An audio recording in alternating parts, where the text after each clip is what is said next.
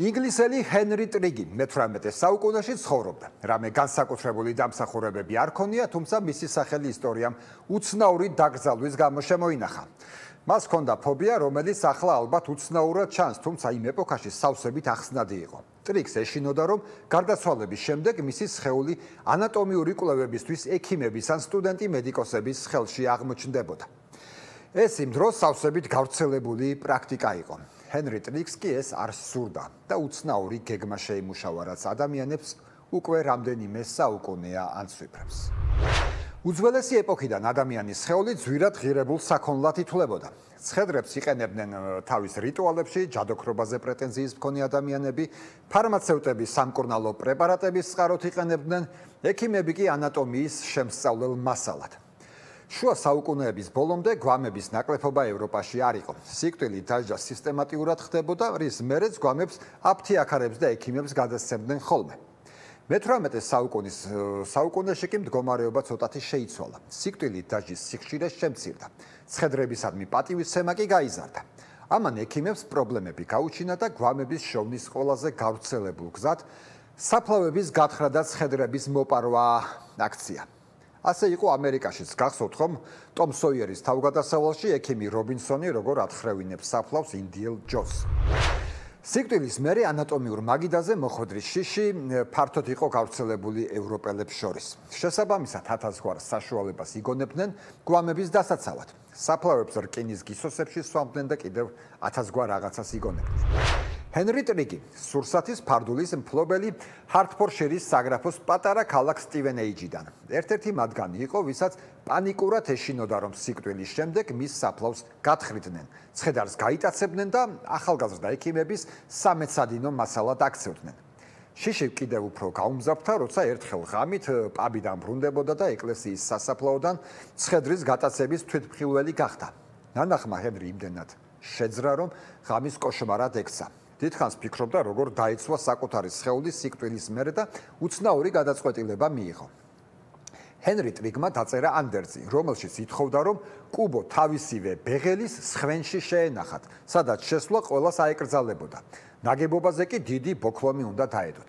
ანდერძში ჰენრი მისით ჩაწერა, რომ ამ სახით მის მემკვიდრეებს კუბო სულ მცირე 30 წელი უნდა შეენახათ. ის დარწმუნებული იყო, რომ ამასობაში საშინელი სამჯავროს დადგებოდა, ის გაცოცხლდებოდა და ბეღელიდან თავისი ფეხით გამოვიდოდა. 1724 წელს ჰენრი ტრიგმა სული უფალს მიაბარა. მისმა მემკვიდრეებმა კი ანდერძი ზედმიწევნით ზუსტად შეასრულეს. ტრიგს სოლშვილი არ ჰყავდა, ამიტომ მთელი ქონება თავის ძმას ტომას უანდერძა, რომელიც იმავე ქალაქში მღვდელი იყო. დარწმუნებული რომ ყოფილიყო, რომ ანდერძი აუცილებლად შესრულდებოდა, ჰენრიმ დააზუსტა, რომ თუ კი ყველაფერი ზუსტად არ შესრულდებოდა, ძმა მემკვიდრეობას დაკარგავდა და ის მეორე ძმას ჯორჯს გადაეცემოდა. და თუ ჯორჯიც უღირსი მემკვიდრე იქნებოდა, ქონება ძმისშვილ უილიამს გადაეცემოდა და ეს ჩამონათვალი ლამის ყველა ნათესავს მოიცავდა.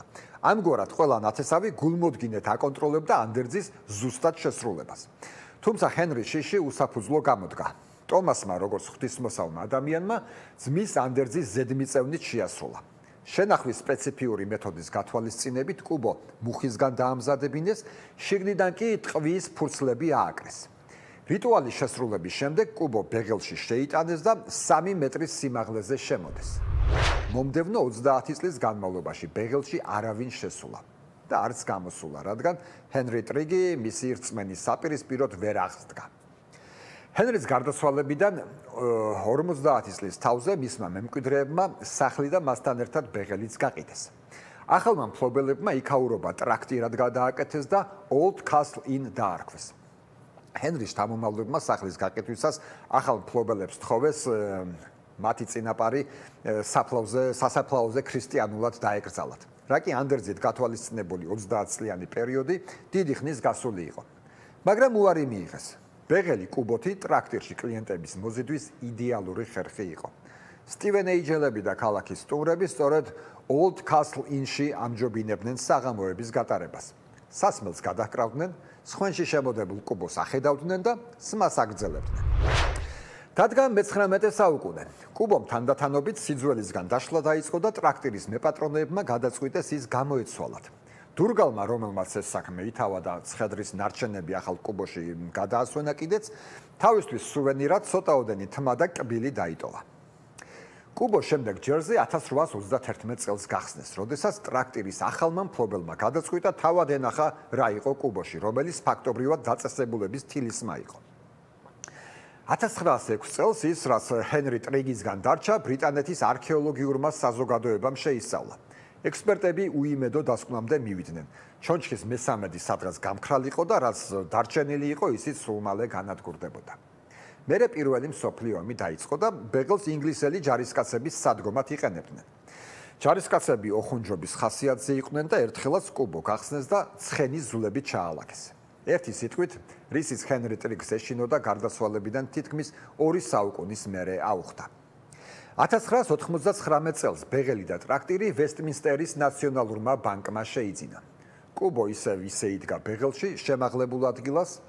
ბანკმა რემონტის გაკეთება გადაწყვიტა და კუბო დროებით ადგილობრივ მეკუბოვეს მიაბარეს. ჰენრი ტრიგის კვალიც აქ იკარგება. ერთი ვერსიით მეკუბოვემ სასახლე გახსნა და აღმოაჩინა, რომ ის цаრიელი იყო. მეორე ვერსიით კი კუბოში რამდენიმე ადამიანის და ცხენის ზულები და კიდევ ნაგავი აღმოჩნდა. აი ასე გაქრა ჰენრი ტრიგი, ოღონდ არა კუბო, რომელიც დღესაც განახლებული Old Castle Inn-ის ბეღელში, იმავე ადგილას ინახება. ოღონდ უკვე საბოლოო და სამუდამოდ цаრიელია. ძველი სტივენეიჯელები კი ამტკიცებენ, რომ ჰენრი ტრიგის სული ნაწყენია იმის გამო, როგორც მას მოექცნენ და ამბობენ, რომ არაერთხელ დაუნახავთ ნისლიან ღამეებში ბეღელის სიახლოვეს. ბოლოს მოჩვენება 1964 წელს დაუნახავთ, როდესაც მან ბეღელის აგურის კედელში გაიარა და გაუჩინარდა. როდესაც ადამიანი სიცოცხლისთვის სახიფათო სიტუაციაში აღმოჩნდება, ხოლმე ეს საშინელებაა, მაგრამ კიდევ უფრო უარესია, როდესაც ასეთი რამ ბავშვს ეხება.